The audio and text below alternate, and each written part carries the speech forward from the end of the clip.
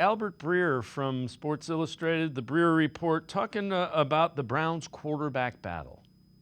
There's going to have to be some winnowing of this whole thing where they're going to have to at least get it down where there are a couple guys at the front of the line getting more reps.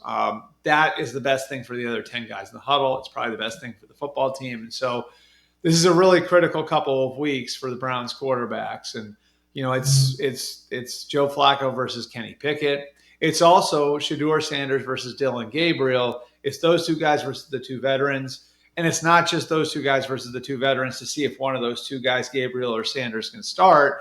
It's also seeing if either of those two guys are ready to be the backup, because the picture could look different if one of those guys, either Gabriel or Sanders, is ready to be the backup. That will give you the freedom to walk away from one of the veterans. So lots of moving parts there.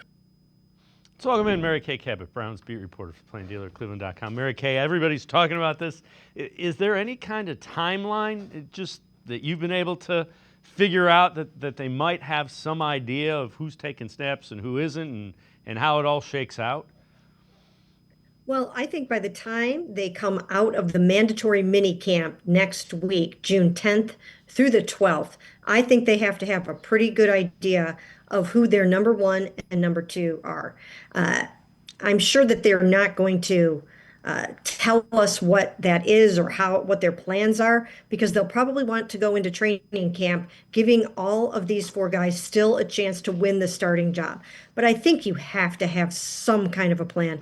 I don't think you can divide it up 25, 25, 25 and make it all equal across the board, because you have to get one of these guys ready to start the season, and camp goes really, really fast. I think that by the time they head in, I think they should have a pretty good idea of how they want it to go.